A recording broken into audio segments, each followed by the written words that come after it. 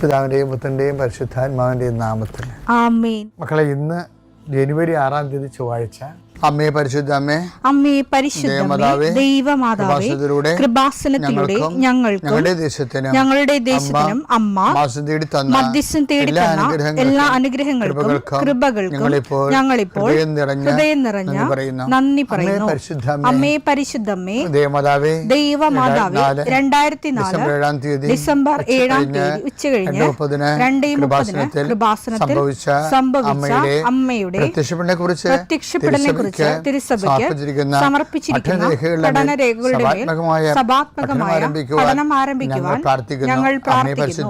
അമ്മേ പരിശുദ്ധമേ, ഭൂസ്വർലോകങ്ങളുടെ രാജ്ഞിയായ അങ്ങേയ്ക്ക് ഭൗമസംരക്ഷണത്തിനായി പ്രപഞ്ചപ്രകൃതിയെ തന്നെ തിരുസഭ പ്രതിഷ്ഠിക്കുവാൻ ഈ പ്രത്യക്ഷീകരണം വഴി ഇടയാക്കണമേ. പരിശുദ്ധമേ, ജപമാല മാതാവേ, സകല കൃപാസനം പ്രാർത്ഥനയോടും ചേർത്ത് ഞങ്ങളിപ്പോൾ പ്രാർത്ഥിക്കുന്ന ഈ കുടുംബത്തിന്റെ പ്രത്യേക നിയോഗം പറ മക്കളെ.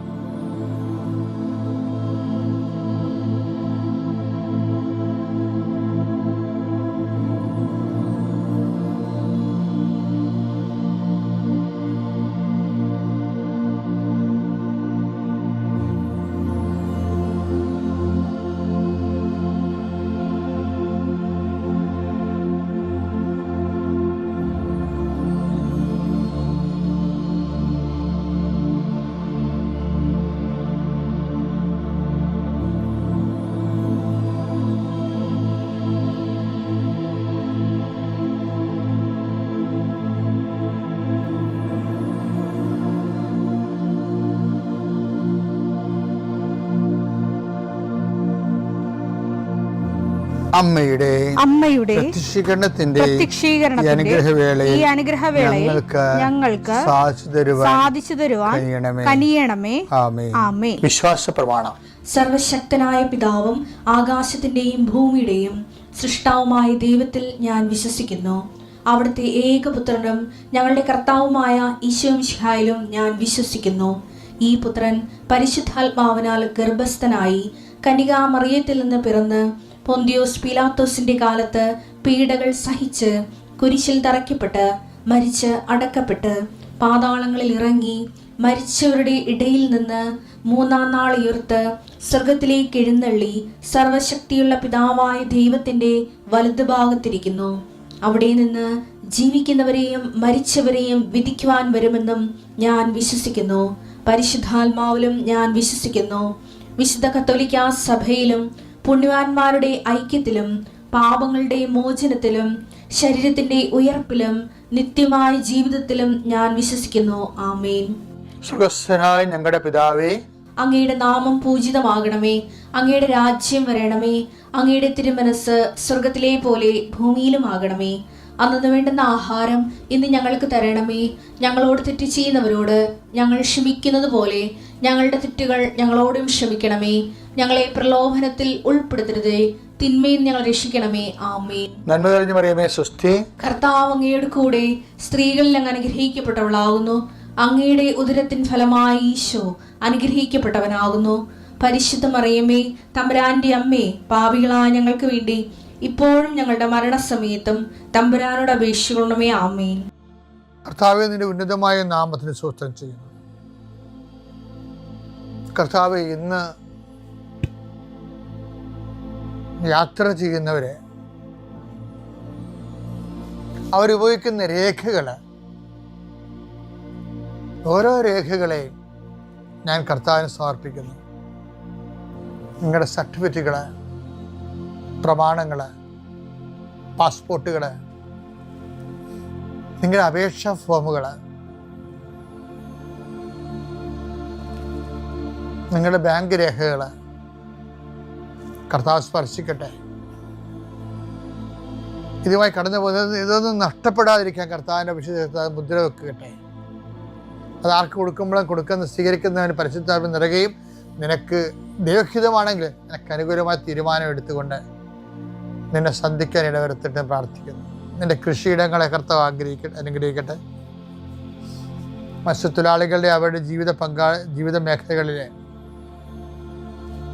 സാമ്പത്തികമായ ബാധ്യതകളും കടങ്ങളുള്ളവരെ കർത്താവ് ഏറ്റെടുക്കട്ടെ. ഏലകൃഷിക്കാർ, റബ്ബർ കൃഷിക്കാർ, റബ്ബർ ടാപ്പ് ചെയ്യുന്നവർ, അതുകൊണ്ടെല്ലാം ഉപജീവനം നടത്തുന്നവർ, പലതരത്തിലുള്ള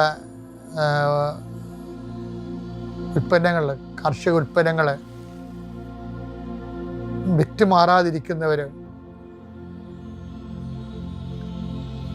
അത് വിറ്റുമാറിയില്ലെങ്കിൽ ജീവിത കാര്യങ്ങൾ തടസ്സപ്പെട്ട് കിടക്കുന്നവരെ ഈശോ നാമത്തെ ആശീർവദിക്കുന്നു. വിറ്റുമാറാനുള്ള സാധനങ്ങൾ, വള്ളങ്ങളുണ്ടാകും, വലകളുണ്ടാകും, വീടുണ്ടാകും, സ്ഥലമുണ്ടാകും, ഇങ്ങനെയെല്ലാം അതെല്ലാം പെൻഡിങ്ങിൽ കിടക്കുന്ന കാരണം നിൻ്റെ കടങ്ങളുടെ പലിശകൾ കൂടുന്നവരുണ്ട്. കർത്താവേ, ഞാൻ അവരെ കൃപാസ്ഥാനത്താരെ ജീവനോടെ പ്രത്യക്ഷപ്പെട്ട മാതാവിൻ്റെ പ്രത്യക്ഷീകരണത്തിൻ്റെ ആ അടിസ്ഥാനത്തിൽ യേശുവിൻ്റെ നാമത്തിൽ ഞാൻ മക്കളെ ആശീർവദിക്കുന്നു. തടസ്സമുള്ള മക്കളെ കർത്താവിൻ്റെ നാമത്തിൽ ഞാൻ സാക്ഷ്യം പറയാനുള്ള അനുഭവം കിട്ടാൻ വേണ്ടി ഈശോ നാമത്തിൽ ആശീർവദിക്കുന്നു. പിതാപുത്രനും പരിശുദ്ധാത്മാശ്വരസ്വരം നീക്കുക. ആമേൻ. പ്രിയമുള്ളവരെ, ചില സമയത്ത് നമ്മൾ വല്ലാതെ മാനസികമായിട്ട് ടയർഡാകും. എപ്പോഴാണെന്ന് വെച്ച് കഴിഞ്ഞാൽ ജീവിതം നമുക്ക് എടുത്താൽ പൊങ്ങാത്തതാകുമ്പോഴും തന്നെത്താൻ അത് ഭാരം വെക്കുമ്പോഴാണ്. ജീവിതം തന്നെത്താൻ ഭാരം വെക്കുമ്പോൾ ജീവിതം നമുക്ക് എടുത്തുകൊണ്ട് സഞ്ചരിക്കാൻ പറ്റാതെ വരും. അപ്പോൾ പിന്നെ നമ്മുടെ മുമ്പിൽ ഒരു ഒറ്റ ഓപ്ഷൻ മാത്രമേ ഉള്ളൂ. എന്താണ്? യോഹന്നാൻ 14:10. ഞാൻ പിതാവിലും പിതാവ് എന്നിലുമാണെന്ന് നീ വിശ്വസിക്കുന്നില്ലേ? ഞാൻ നിങ്ങളോട് പറയുന്ന വാക്കുകൾ സ്വമേധയാ പറയുന്നതല്ല, പ്രത്യുത എന്നിൽ വസിക്കുന്ന പിതാവ് തന്റെ പ്രവർത്തികൾ ചെയ്യുകയാണ്. അപ്പം നമ്മുടെ പ്രവർത്തികൾ നമുക്ക് എടുത്താൽ പൊങ്ങാത്ത രീതിയിൽ ജീവിതം ഭാരപ്പെട്ട് കഴിയുമ്പോൾ നമ്മുടെ പ്രവൃത്തികൾ എന്ത് ചെയ്യണം? പിതാവ് എന്നിൽ വസിച്ചുകൊണ്ട് തൻ്റെ പ്രവൃത്തികൾ ചെയ്യുന്നുവെന്നുള്ള ഒരു ഇക്വേഷൻ ബൈബിളിലുണ്ട്. അത് നമുക്ക് സെൽഫായിട്ട് പേഴ്സണലായിട്ട് ആപ്ലിക്കേറ്റ് ചെയ്യുമ്പോൾ എന്ത് പറ്റും? നമ്മളിൽ വസിക്കുന്ന ദൈവമായിരിക്കണം നമ്മുടെ ജീവിതം ഏറ്റെടുക്കേണ്ടത്. അപ്പം നമ്മൾ വസിക്കുന്ന ദൈവമായിരിക്കണം നമുക്ക് പകരം നമ്മുടെ എടുത്താൽ പൊങ്ങാത്ത ജീവിതഭാരം ഏറ്റെടുക്കേണ്ടത് എന്ന് പറയുമ്പോൾ അത് കർത്താവ് സിങ്കാക്കുന്നുണ്ട്. എങ്ങനെയാണ്? അധ്വാനിക്കുന്നവരും ഭാരം വഹിക്കുന്നവരും ജീവിതം എടുത്താൽ പൊങ്ങാത്തായി തോന്നുന്നവരും എന്ത് ചെയ്യണം? എൻ്റെ അടുത്ത് വരിക. അപ്പം എൻ്റെ അടുത്ത് വന്നാൽ എങ്ങനെയാണ് ഞാൻ നിങ്ങളെ ആശ്വസിപ്പിക്കാമെന്ന് ഈശോ പറയണം, അല്ലേ? മത്തായി 11:28-29. അധ്വാനിക്കുന്നവരും ഭാരം വഹിക്കുന്നവരുമായ നിങ്ങളെല്ലാവരും എൻ്റെ അടുക്കൽ വരിക, ഞാൻ നിങ്ങളെ ആശ്വസിപ്പിക്കാം. അപ്പം നിങ്ങളെ ആശ്വസിപ്പിക്കാമെന്നാണ് പറയണത്.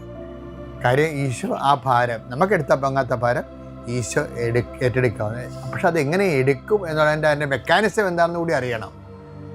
മെക്കാനിസം ആരാ പറയണത്? അത് യോഹന്നാൻ തന്നെ പറയണത്. 1 യോഹന്നാൻ 2:6.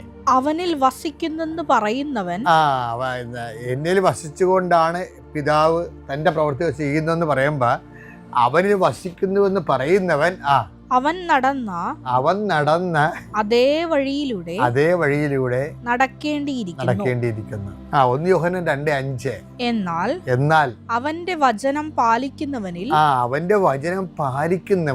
സത്യമായും ദൈവസ്നേഹം പൂർണ്ണത പ്രാപിച്ചിരിക്കുന്നു. നാം അവനിൽ വസിക്കുന്നുവെന്ന് ഇതിൽ നിന്ന് നാം അറിയുന്നു. അപ്പൊ ഈ ഉടമ്പടി അവൻ പറയണ പോലെ ചെയ്യണതല്ലേ? അവൻ പറയണ പോലെ ചെയ്ത് കഴിയുമ്പോൾ എന്താ സംഭവിക്കണത്? അവൻ നമ്മളിൽ വസിക്കും. നമ്മൾ വസിക്കുമ്പോൾ എന്താ സംഭവിക്കണത്? എൻ്റെ പിതാവ് എന്നിൽ വസിച്ചുകൊണ്ട് അവൻ്റെ ജോലി ചെയ്യണ പോലെ ദൈവം നമ്മൾ വസിച്ചുകൊണ്ട് നമ്മുടെ ഭാരങ്ങൾ ഏറ്റെടുക്കും. അങ്ങനെയാണ് നമുക്ക് ആശ്വാസം ലഭിക്കുന്നത്. എന്നുവെച്ചാൽ ചുരുക്കി പറഞ്ഞാൽ എന്താ കാര്യം? നല്ല ക്ലേശങ്ങളുടെയും ഭാരങ്ങളുടെയും കാലത്ത് കർത്താവിൻ്റെ വചനം സാക്ഷിയാക്കി വചനം പാലിച്ചുകൊണ്ട് ജീവിച്ചാൽ നമ്മുടെ ഭാരം ദൈവം ഏറ്റെടുക്കുമെന്ന് ചുരുക്കം.